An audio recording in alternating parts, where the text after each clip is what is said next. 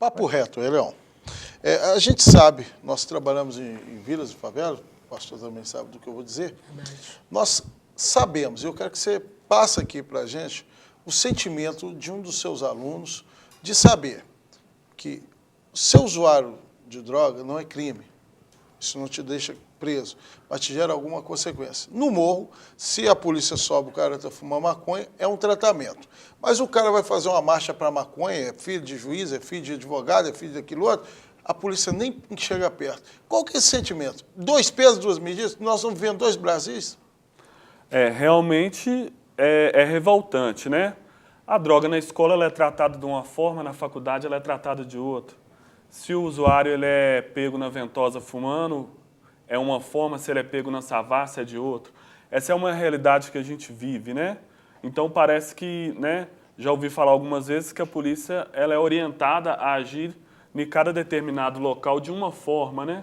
Pelo público que está ali, essas coisas. Mas a gente não pode esquecer que portar ou usar droga é crime. Pode até ter o problema, e aí a Polícia Militar, a gente percebe que eles têm um processo de repressão, ou seja, pode ser que em algum outro ponto da cidade, pode ser que reprime ou a gente vê que não há uma repressão. Mas em todo a gente percebe que a Polícia Militar do Estado de Minas Gerais tem trabalhado muito nessas questões, não só na questão da repressão, mas também na prevenção, que é a questão do programa. Nós erramos muito quando nós colocamos 2 nomes na polícia.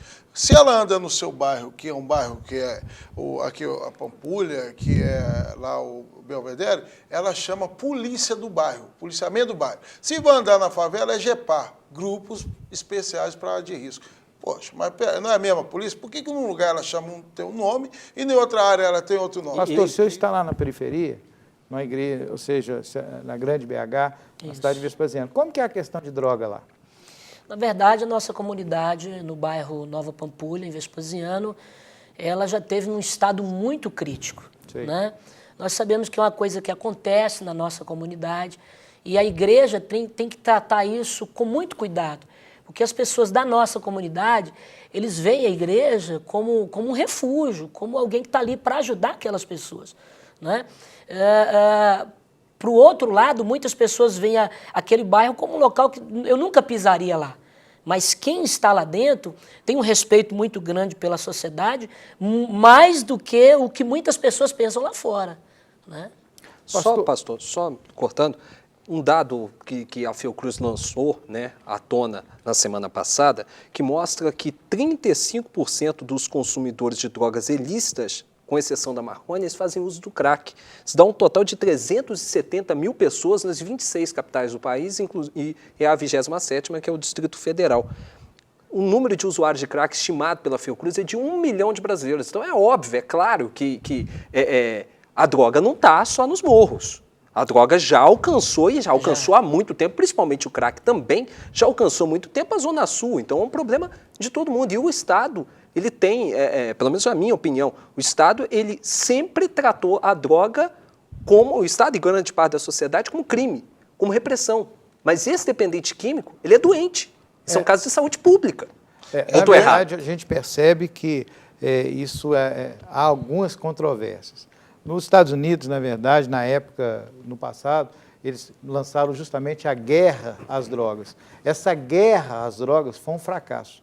Por isso, hoje, todo o contexto que a gente fala, que é a questão do tratamento da dependência química, é um problema de saúde pública. O governo se alertou para isso há bem pouco tempo, o governo federal, menos de 2 anos, o governo de estado, há bem pouco tempo, mas não tem realmente uma rede para poder tratar. Então, a pessoa fica batendo meio que cabeça onde buscar, porque, como o pastor falava, a dependência química, segundo a Organização Mundial de Saúde, é uma doença progressiva, incurável e fatal, totalmente tratável. Mas quando você não tem uma rede para poder tratar, então, ou seja, fica muito complexo. Deixa eu aproveitar, Cris, porque com esse trabalho que nós temos do Encontro dos Vencedores, a gente faz isso. Nós conseguimos tirar a pessoa daquele meio de circulação e nós levamos ela para um sítio, né, aqui próximo à região do Ceasa, e nós confinamos essa pessoa ali durante 3 dias. Então nós conseguimos tirar ela do foco e mostrar para ela a realidade do que ela está vivendo. E aí, quando nós trazemos essa pessoa de volta, ela é inserida numa casa. É um trabalho de célula que nós fazemos. Ali ela vai ter um acolhimento, porque não adianta nada você tratar esse cara e jogar ele de novo onde ele está vivendo. Mas, Pois é, pastor, nós, na verdade, eu vou até entrar aqui um pouquinho, porque a dependência química a gente precisa de ter, não só tirar, ou seja, a Isso. pessoa daquele local, e eu trabalho num processo que a internação é o último episódio, Isso. e não adianta simplesmente, senão daqui a pouco, ou seja, são várias ações que precisam ser feitas. Normalmente, primeiro você acolhe as pessoas, depois você encaminha, porque a gente vê que as igrejas estão também despreparadas, porque as igrejas normalmente têm tratado as coisas com questão de demônio, ou seja, ou vamos internar em qualquer lugar. Então a gente sabe que é algo grave que precisa, na verdade, ter uma estrutura mínima para poder tratar. Porque eu concordo com como você está falando, a gente tira, mas o tirar, na verdade, muitas das vezes complica, porque a pessoa primeiro precisa de ser acolhida para saber qual é a necessidade daquela pessoa, né? Léo, vendo o discurso do pastor Hélito, vendo a fala do pastor Vanderlei, nós que trabalhamos e moramos em periferia, nós então ficamos com aquele sentimento. O Brasil deve muitas vidas a muitas mães. Por exemplo, descobriu agora que a droga é violência, a droga é uma doença. Imagine você que está em casa aí, quantas mães tiveram que chorar a vida dos seus filhos que foram tratados discriminalmente, usuários de crack, como bandidos, e tiveram que morrer por serem bandidos. E hoje, porque a droga chegou dentro do apartamento, todo mundo imagina que era uma doença. Olha a dívida que o Brasil tem de vidas. Não, Cris, não, peraí. Nós não estamos falando, vou só fazer um conserto aqui. A Organização Mundial de Saúde reconhece dependência química como doença há mais de 10 anos.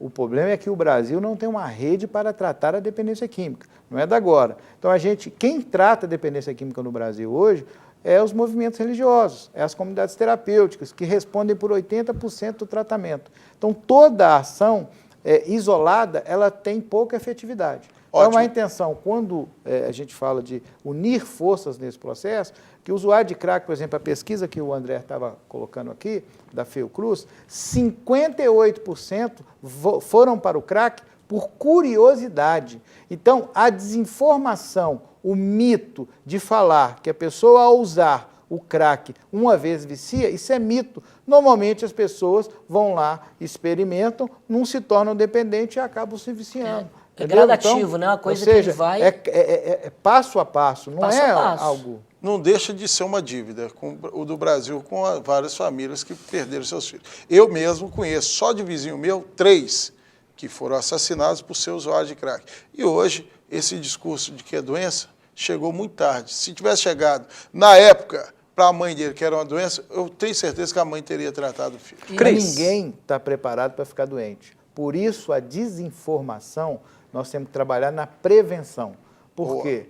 Quando as pessoas, você pergunta para a pessoa, você quer ficar doente? Vou perguntar aqui para nós, aqui, todo mundo aqui, ninguém quer ficar doente. E quando você se descobre que o dependente químico, no segundo momento, ele vai se tornar doente, é uma doença totalmente tratável. E então ninguém ia experimentar, ia fazer o uso. Ou seja, não, é um matinho só, como uma questão da maconha, ou seja, vão experimentar. A maioria das pessoas que estão nas drogas hoje também é a pressão do grupo. Mas uma coisa que eu quero salientar é que quando a gente traz essas pessoas do Encontro dos Vencedores, aí é que entra o que o pastor disse. A igreja precisa conhecer um pouco mais sobre esse assunto para saber como tratar, porque a gente leva a pessoa para lá, ela recebe um choque, ela volta com vontade de mudar completamente de vida. E agora, o que fazer com essa pessoa? E aí a pesquisa traz isso também. A gente vem batendo na tecla, né? A pesquisa trouxe agora, então agora eles vão ter que dar a mão à palmatória. A cada 10 usuários de crack que você aborda, 7, aí está a resposta do pastor, 7 querem sair imediatamente e querem buscar uma forma de tratar. E é legal falar para o senhor que é o seguinte, existe hoje um problema terrível no Brasil, que é as universidades. Hoje, bonitinhos, filhos de papai, cabelinho bonito, branquinhos, nada contra a cor de ninguém, mas os caras que é branquinho, tudo fazendo a marcha da maconha e ninguém fala nada, ninguém bate. Agora, vamos um cara de negão, morador de favela, fazer a mesma marcha da maconha para você ver se não vai sobrar cadeia para todo mundo. Cris, só para daqui a pouco a gente volta nesse assunto. Por falar em maconha, muitas pessoas começam pelas drogas ditas mais leves, entre aspas, como a maconha. Vamos rever um trecho de um programa que fizemos sobre o consumo dessa droga terrível. A maconha pode ser consumida de maneira diferente. Pode ser inalada, bebida como chá, fumada. Pode ser usada pura ou misturada. E ali misturava ela com cocaína, até que chegou ao ponto de misturar ela com crack. Eu gostei tanto, foi uma viagem muito boa. Cannabis produz efeitos psicoativos e fisiológicos quando consumida. Entre eles, o aumento da frequência cardíaca, diminuição da pressão do sangue, confusão mental, os olhos ficam vermelhos, a boca seca e os músculos relaxados.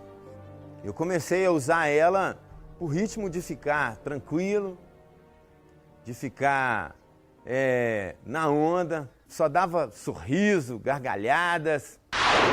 Para mim, a separação dos dois gerou uma falta de referência.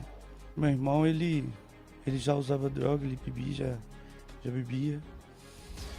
E na ausência do meu pai, vem o irmão mais velho, né? O irmão mais velho, como... Ele era conhecido aqui como o Sandro Doidão.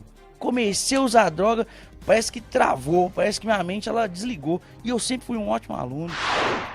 Falta aquele modelo e faltando aquele modelo, aí você vai tomando suas próprias decisões e aí vai prevalecendo a minha vontade. É por isso que eu sempre estou falando com os jovens hoje, sabe? Com quem ainda não teve experiência, não experimenta. Não experimenta porque o cara vai gostar e não vai parar.